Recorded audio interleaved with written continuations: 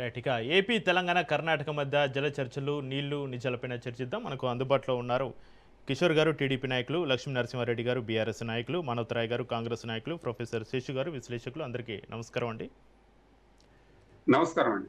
మానవతరాయ్ గారు, ఈరోజు మీరు చూశారు తుంగభద్ర ప్రాజెక్టు కొత్త గేట్ల ప్రారంభోత్సవ కార్యక్రమం అట్టహాసంగా జరిగింది. అయితే తెలంగాణ సీఎం రేవంత్ రెడ్డి గారు ఈ ఘట్టాన్ని చరిత్రలో నిలిచిపోతుందన్నారు. కానీ ఇటు తుంగభద్ర ఆర్డీఎస్ ద్వారా తెలంగాణకు రావాల్సిన 15.9 టీఎంసీలో కేవలం 5 నుంచి 6 టీఎంసీలే వస్తున్నాయి. కర్ణాటకలో మీదే అధికార ప్రభుత్వం ఉంది. మరి మిగిలిన 10 టీఎంసీల వాటాను సాధించుకోవడానికి డీకే శివకుమార్ పైన ఒత్తిడి తెచ్చి ఒప్పించగలరా, తీసుకురాగలుగుతారా?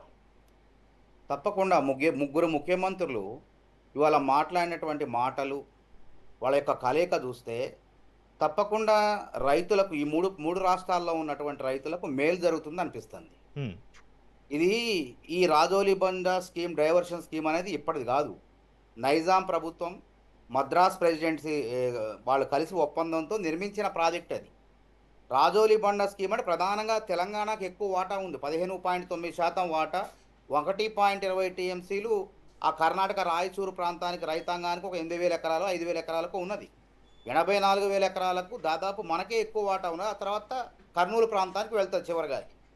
కాబట్టి అది ఎందుకు ఆగిపోయినాయి?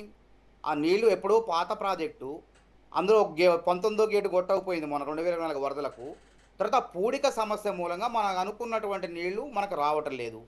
కేవలం 5, 6, 7 టీఎంసీలు మాత్రమే మనం వస్తున్నాయి. హ్మ్. అయితే 10 ఏళ్ల కేసీఆర్ పరిపాలనలో మరి దీన్ని గుర్తించలేదా అంటే వాళ్ళు గుర్తించారు కానీ ఏదో పని చేసినట్టు నటించారు, తర్వాత మర్చిపోయారు. 2018లో హరీష్ రావు గారు ఈ యొక్క రాజోలి బండ ద్వారా నీళ్లు రావట్లేదని చెప్పేసి మన వేరే రకంగా దాన్ని తొమ్మలపల్లి ప్రాజెక్టు రూపంలో దాన్ని ఇందిరా ప్రాజెక్టు, అది అదే గద్వాల ప్రాంతంలో ఉన్నటువంటి ఆ ప్రాజెక్టు నుంచి ఒక కెనాల్ ద్వారా నీళ్లను మళ్లించే ప్రయత్నానికి 783 కోట్లు అని చెప్పి బడ్జెట్ పెట్టి మొత్తానికి పనులు ప్రారంభించారు.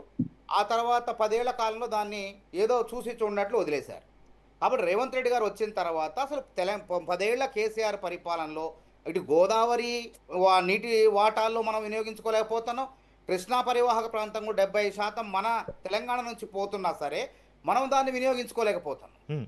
కాబట్టి ఈ ప్రాంతీయ విద్వేషాలు రెచ్చగొట్టి రాజకీయంగా పబ్బం గడుపుకోవడానికి పనికొస్తే తప్ప నిజంగా రైతాంగానికి, 3 ప్రాంతాల్లో ఉన్న రైతాంగానికి ఉపయోగపడవు. కాబట్టి ఆ రోజు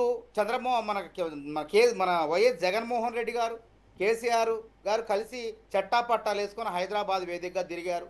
కాళేశ్వరం ప్రాజెక్టుకు వచ్చారు, ప్రారంభోత్సవానికి వచ్చారు. అదేవిధంగా ఈరోజు ముగ్గురు ముఖ్యమంత్రులు కూడా, కానీ ఆ రోజు పరిష్కారం ఏం కాలే.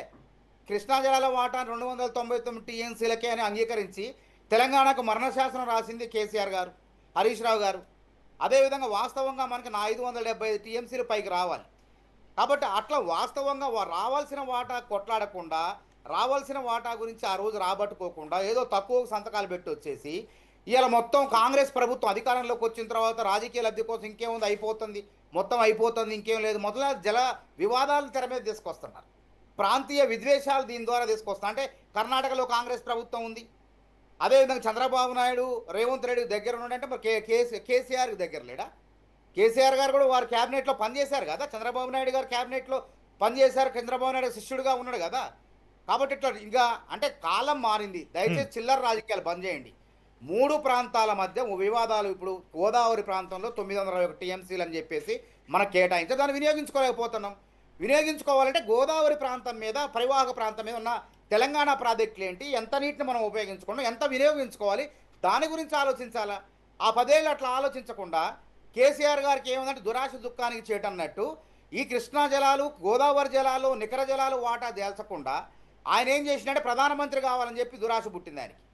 రాయలసీమ పోయి రోజా దగ్గర రొయ్యల కూర, చేపల పులుసు తిని రాయలసీమ రత్నాలసీమ చేస్తా, బేషన్లు లేవు, బేషజాలు లేవు, కత్తులు దుయ్యొద్దు అని చెప్పిడు అన్నాడు.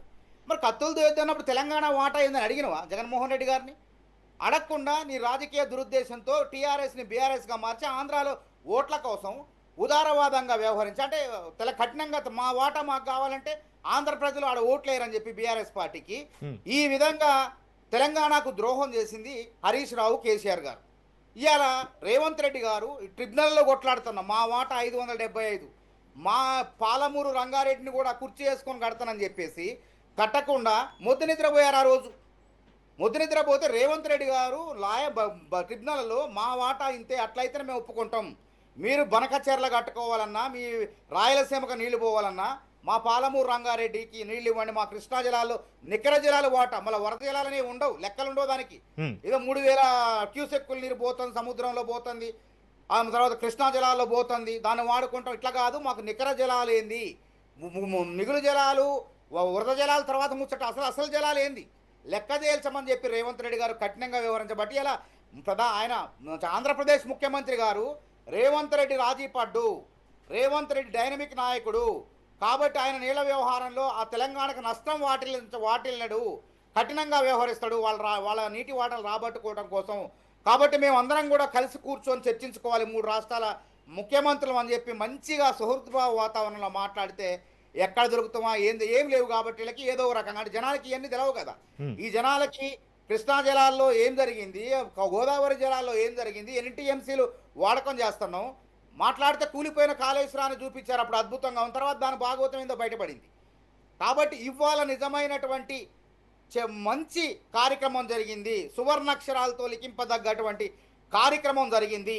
ఆ గేట్లు 19వ గేట్లు కొట్టుకుపోవటం, ఆ 33 గేట్లను మళ్ళీ పునరుద్ధరించాలని చెప్పేసి 19 గేటే కాదు అని నేషనల్ డ్యామ్ సేఫ్టీ అథారిటీ వాళ్ళు చెప్పడంతో కర్ణాటక ప్రభుత్వం అందరూ కూడా పూనుకొని ఇలా మంచి వాతావరణంలో దాన్ని పునరుద్ధరించారు. అక్కడ కూడా అందరూ మాట్లాడింది, డీకే శివకుమార్ మాట్లాడింది, అందరూ కూడా మేము తప్పకుండా జల వివాదాలు లేకుండా స్నేహపూర్వకంగా నీటి వాటాలు పరిష్కరించుకొని అన్ని రాష్ట్రాల్లో, తెలుగు రాష్ట్రాలు, కన్నడ ప్రాంతంలో రైతాంగానికి మేలు చేస్తామని చెప్పారు. ఇది జాలదా? ఇది మంచి జరుగుతున్నటువంటి సంకేతం కాదా?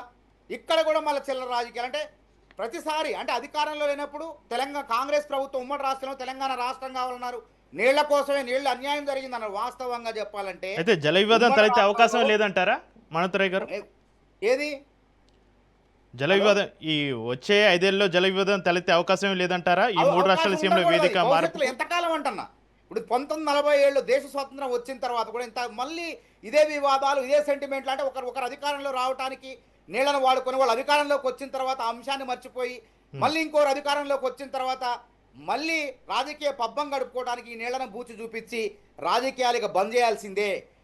తుంగభద్ర నది పైన ఏదైతే రాజోలి బండ డైవర్షన్ స్కీమ్ ఎగువన పైన కట్టేటువంటి ప్రాజెక్టులు ఏవైతే ఉన్నాయో, క్రూడీ ప్రాజెక్టు 2 టీఎంసీలు, అదేవిధంగా చిక్కల పర్వి బ్యారేజీ అదైతే 2.5 టీఎంసీలు, చిక్కల మంచి బ్యారేజ్ 5 టీఎంసీలు వాళ్ళు కట్టినప్పటికీ ఎగువ రాష్ట్రం కాబట్టి వాళ్ళు అక్కడి నుంచి తీసుకుపోయినా దానికి అనుమతులు లేవు. ఆ విషయంలో రేవంత్ రెడ్డి గారు కఠినంగా ఉన్నాడు.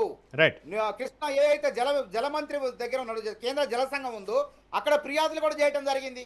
ఖచ్చితంగా అనుమతులు లేని ప్రాజెక్టులు నిర్మించడానికి వీల్లేదు. తర్వాత మన పాలమూరు రంగారెడ్డి మీద ఫిర్యాదు చేశారు ఆంధ్రప్రదేశ్ వాళ్ళు. మనం కూడా బనకచెర్ల వాళ్ళ ప్రాజెక్టులను మనం ఫిర్యాదు చేసినాం. అవన్నీ ఇప్పుడు కేంద్రం జల సంఘం దగ్గర ఉన్నాయి, బచావత్ ట్రిబ్యునల్ దగ్గర ఉన్నాయి. కాబట్టి ఇందులో ఎట్టి పరిస్థితుల్లో తెలంగాణకు ద్రోహం జరిగే విధంగా రేవంత్ రెడ్డి సర్కారు వ్యవహరించదు. గత ప్రభుత్వం ఆ విధంగా వ్యవహరించింది కాబట్టి వాళ్ళ భాగవతం బయటపడిద్దని చెప్పేసి ఇవాళ దొంగ నడిచినట్టుంది వాళ్ళ వ్యవహారం మొత్తం, కథ మొత్తం కూడా చూస్తుంటే. రైట్ మానవతరాయ్ గారు.